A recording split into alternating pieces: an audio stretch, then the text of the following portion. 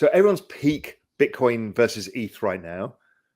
But then there's the magic of the ETF, and people are so predictable. So right now, everyone's front running the Bitcoin ETF. And exactly as you say, Ovi, the next thing that's going to happen, the moment that that is out, it'll be, fuck, the ETH ETF is coming. Yeah. And all of that capital that was front running that will just be washed into the ETH trade, which will hypercharge that wedge and kicks off towards the summer. Raoul, co-founder and CEO of Real Vision, is a prominent Ethereum advocate known for his bullish predictions. His 2021 forecast that Ethereum would hit $20,000 by 2025 remains notable, and despite the absence of significant price movements, Pal continues to express optimism. He attributes his confidence in Ethereum to its expanding network effects and diverse use cases, expecting substantial upward movements in 2024 and beyond. In a recent interview with W Radio, Pal identifies 2 cryptocurrencies set to perform well in the upcoming bull market. Ethereum tops the list, with Pal foreseeing significant gains. His newfound favorite, Solana, is the second cryptocurrency on his radar. Pal predicts that Solana will outshine other major players, including Bitcoin and Ethereum, in 2024. He attributes his positive outlook for Solana to the development of FireDancer, a new validator client addressing past network outage issues and aiming to optimize performance while enhancing security. Solana's recent 30-day gains of over 80% during the testnet launch of its scaling solution underscore the broader enthusiasm among investors. In the interview clips that follow, Pal, recognized as a macro guru, elaborates on his perspectives regarding Ethereum, Solana, and the anticipated cryptocurrency bull market. Please take a moment to like this video, subscribe to the channel, and don't forget to drop your comment and observations in the comment section below. Thanks and enjoy the video. I had a very small position, that $180 position, that was a FOMO position at the time. But really, I started buying in June and October last year. And the reason being is I started looking a lot at the ratios between Solana and ETH, the Solana chart itself. And I started thinking, okay, this is actually interesting. This looks to me like we're going to see, I haven't shown the longer term chart, but it's like this wedge pattern. I thought, this looks like this might be the token. And then I see everybody talking about it as the Sam coin, blah, blah, blah, down 97.5%. I'm like, this is Ethereum from the previous cycle. And so I've been watching it and watching it, watching it. I added and added. And then I've been looking at these longer term charts thinking, what is the story I'm missing? I often start with a chart and then try and figure out what the hell is going on. And look, I saw the compressed NFTs. I think that's a very, very big deal. It's all about, ticketing and all of those use cases. You can see, it's a good, fast chain, lots of community, lots of builders. So it's like, okay, this is great. They're good, high quality people. Tolly is one of the best people in the entire space, I think. But really, I was at Mainnet in New York a few weeks ago, and I heard Colleen Sullivan from Brevin Howard, is a friend of mine, talking about FireDancer. Just dropped into the conversation when she was on stage. I'm like, don't know what that is. I ignored it because she knows a lot more than me. So I just assumed it was something wonky. And then Tolly was on stage talking about FireDancer, and he dropped the thing, oh yeah, Jump Trading have been building this validator, and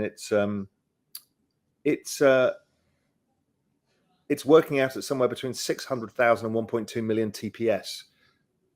I was like, are you kidding me?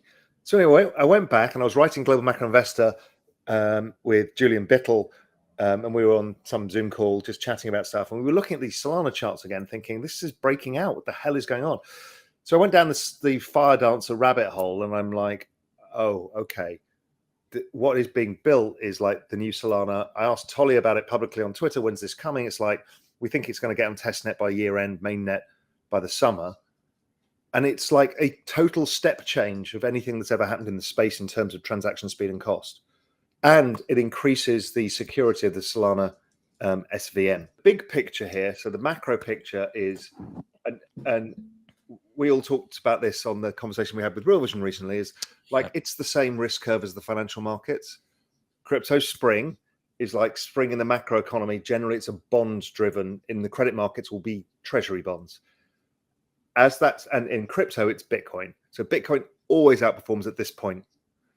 And then what happens as you start to get into late spring, which is where I think we are now, where we transition towards summer, is you start to see the alts rising. Yep. And then we'll see, and we're right at the bottom of that massive ETH Bitcoin wedge. and we're getting all the demarc signals and all of the things that we should be getting, that should start leading to the ETH outperformance, which I think will happen, but just because of the network effects of ETH, because of how it's constructed versus Bitcoin. So everyone's peak Bitcoin versus ETH right now. But then there's the magic of the ETF, and people are so predictable. So right now, everyone's front running the Bitcoin ETF. And exactly as you say, Ovi, the next thing that's going to happen, the moment that that is out, it'll be, fuck, the ETH ETF is coming. Yep. And all of that capital that was front running that will just be washed into the ETH trade, which will hypercharge that wedge and kicks off towards the summer, the crypto summer. So it's kind of like I'm wryly observing it because you kind of know how it's going to play out. Yeah. So what we should see, I like to see those things too. You guys all know it when the market is like this, looking to go higher, and there's a massive call seller out there. What happens is it just forces this massive short covering of those positions, or the covering of their delta, and it explodes through in price, which is actually what happened in Bitcoin. There was a bunch of calls out there that were short as well. So yeah, it's setting itself up perfectly for ETH poking everybody in the eye to say, don't forget about me. Developed by Jump Crypto, a division of the Jump Trading Group, a global leader in Web3 infrastructure development and investment, Firedancer is poised to enhance the performance of the Solana network. Market intelligence from Messer indicates that Firedancer aims to fortify Solana's monolithic architecture, undergoing a rapid overhaul of each component in the blockchain network. Early milestones for Firedancer are promising, achieving a transaction speed of 1 million transactions per second.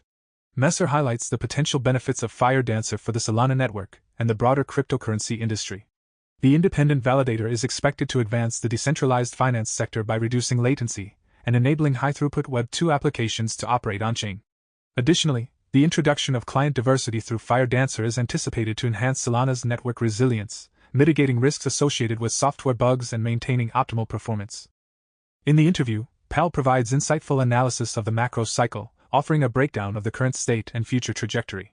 For a more in-depth understanding, additional clips from the interview further explore Pal's perspectives on the evolving landscape. Basically, to understand the game we're playing is GDP is driven by population growth, productivity growth, and debt growth. The issue is population growth, that's the US, been declining. Working age population is declining. Productivity is declining. And debt has tapped out. That's debt to GDP. So we're like at enormous levels of total debt to GDP. We've got no engines of growth. GDP is what pays the bills. It was what pays the interest on the debt. And trend rate of growth has been falling over time. So this is the big picture view. 2008, some magic happened. The magic was the debt jubilee. The debt jubilee was when the world blew up, when every major economy started to get to 100% of GDP in debt at government level, ignoring the private sector level. Basically, there's not enough GDP to pay for all of the interest payments on the debt. And what they did was this debt jubilee, which was like, you don't need to pay your interest. It's now zero, right? Everybody got given that gift in 2008, 9, 10, 11, 12, 13, 14, 15. So that whole period, everybody reset all of their debts to a 3 to 5 year debt cycle. And that funding cycle is now the thing that drives everything. And I'll show you some more on this. And this is only a part of the everything code, but it's part of this whole idea. It also happens to correspond with the Bitcoin halving cycle, and it corresponds with the US election cycle. They're all the same thing. Everything is one cycle right now. And if you understand that cycle, you kind of understand everything. And it will get broken at some point, but to break that cycle needs population growth to change, productivity growth to change, or debt growth to change. If not, we're in this cycle. The population growth is what I think does change, because AI and robots are productive units that basically replace people in the workforce, and they're now and will become infinitely scalable. It's not yet, but by 2030, 2032, something like that, this is infinitely scalable people in terms of productive units. That changes the entire equation for mankind, changes productivity, everything else. So going on to the next chart, the cyclicality here is, here's the ISM, and the ISM 22 months ago, is the ISM today inverted. It's because everything has become this incredible cyclicality, which tells us we're at the bottom of the business cycle right now, the recession point, and we're starting to go higher. Now, ISM leads GDP by a quarter because it's monthly and GDP is quarterly. And so what we're saying is around a month ago, or 2 months ago, we were at the low of the business cycle, which is why we should see a recessionary quarter. Our weekly leading ISM index also pointing to the business cycle higher, which is the picture that I'm trying to get across for 2024, which is recovering economy, falling inflation, is really what is known as macro summer and crypto summer. That is the holy grail. That is the one where you start to make the real money. And that's coming, and we're very close to it. Usually, you need the ISM to cross up back up through 50 for that to be confirmed, and that's when things start to get a little crazy. Early signs point to 2024 as a pivotal year for both Bitcoin and the broader cryptocurrency industry. Notably, 2024 marks another Bitcoin halving event, historically preceding substantial price gains for the leading cryptocurrency. Beyond this, the industry anticipates a significant influx of institutional investors, especially with the potential approval of a spot Bitcoin exchange-traded fund. Renowned macro analyst and investor Raoul sees the end of the Federal Reserve's quantitative tightening as the most bullish news entering 2024. According to Pal, this marks the beginning of a massive macro and crypto summer. He suggests that the Federal Reserve may be compelled to cut rates or implement measures similar to Japan's yield curve control, leading to increased liquidity and substantial price gains for the cryptocurrency market. Pal envisions a crypto spring transitioning into a bullish combination of crypto and macro summer in 2024, with expectations of at least 18 months of a robust bull market. Pal's predictions extend to a strong finish for crypto assets in 2023, with a potential brief period of sideways movement in early 2024. However, he anticipates a surge in crypto asset prices post-halving, fueled by expected liquidity injections from the Federal Reserve and other central banks. Pal's forecast includes a period of 18 months characterized by significant bullish momentum and substantial price increases. What are your thoughts on Pal's outlook for crypto assets like Solana and Bitcoin? Feel free to share your comments and observations below. For more Daily Dose Crypto news, check out these 2 awesome videos on your screen. Click now and we will see you on the next video.